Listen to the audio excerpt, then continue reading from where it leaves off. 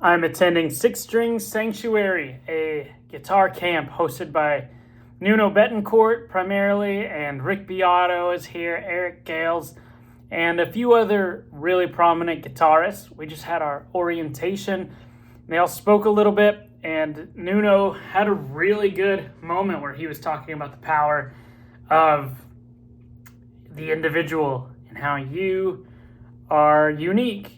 And man, I hope somebody recorded what he said, because it was really motivating. You're not doing it to, even though you have all these influences, you got to think about the reason why you're a guitarist. Because for a lot of people, the answer is different, right?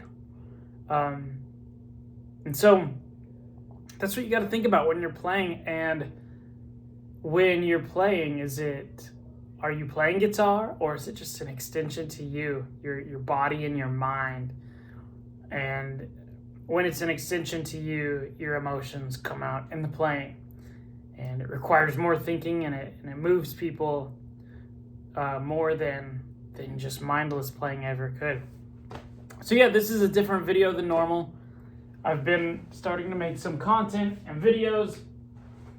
And the last few days I've been talking about news and other things, but there is no law that says I cannot change the way I do things. So, because I'm on this new kick of making long-form content, and bear with me, I'm about to walk right back to the light, but I wanted this to be oh yeah, you know what, there's a light right here. Because I'm not starting over, but it feels like a new era of content. I thought this would be...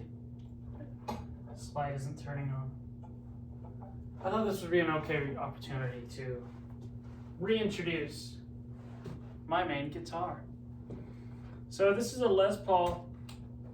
If it was sold at a vintage auction, it would be called a 1959. But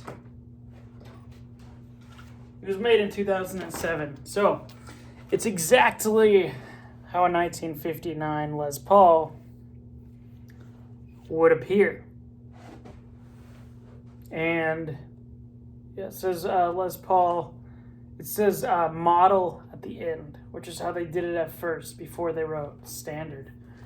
And what makes this one unique to me, I was rocking out so hard that I broke this pickup plastic. And in the moment, I immediately took the plastic and threw it in the trash, because I knew the universe wanted my guitar to be different and unique and one of a kind for myself. And so that's the identifier, that it's my guitar and that it's this guitar. It's broken from rocking out. How appropriate, right? Let me grab it. Oh wait, I think I have it. Oh yeah, I passed the test. The guitarist test. So I've got this heavy-ass Les Paul ready to play. And throughout this weekend, there's like recording sessions and master classes and all kinds of guitar learning. So what's cool is I decided 3 years ago now to take guitar lessons. And so there are both moments where you're like, oh my gosh, I'm learning a lot. And then other moments where you're like, is this even working? Am I even getting better? And that's not a side effect of the lesson. I think that's just naturally happens to humans. Am I even getting better? What happens is you raise your own bar, and then you get used to it very quickly. You're like, yeah, I know that stuff and that's cool, but I want to know the next stuff. You always just want to know the next. So you kind of have to learn to just be here for the ride and not the destination, right? But the point I was about to make that's cool about that is, even though I might not be a player like Jimmy Page, I've been honing my craft professionally for like 3 years now. And that's got to give me a boost for this weekend. Even if I play like 70% of my skills, because most of that percentage will have been gained in the last few years.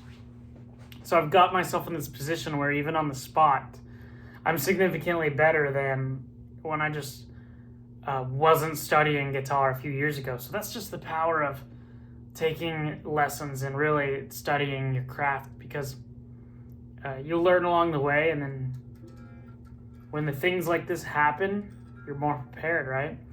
And I can skip some questions I might have asked. I might have even better questions now that I'm pretty fluent with the basics. My guitar teacher says how people always think there's like so much you don't know. But really, there's a finite amount of things, and you probably know most of them. But then it's just a matter of actually getting good and even better and really good at those things as you work on them and revisit them. But it's very productive to work on one thing at a time for a week or two, focusing on one thing at a time, because you have 52 weeks in a year. If you significantly leveled up on 52 things throughout the year, that's the way to do it.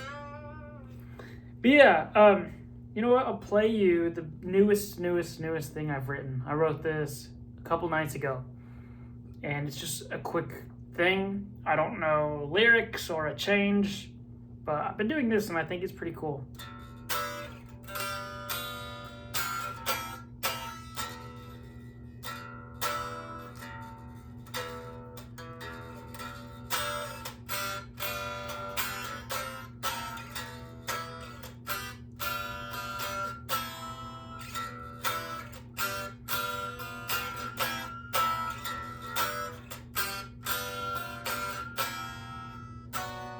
No, I took a risk there and tried to think of the next part because I thought I was feeling something, but then the chord I chose was totally wrong.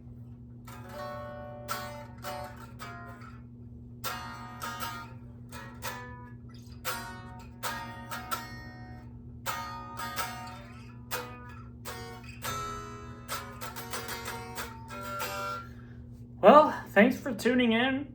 I'll keep making content as it's appropriate and flows to me. I want to be sure that I make the right amount of content, that I'm not just here to get a bunch of videos.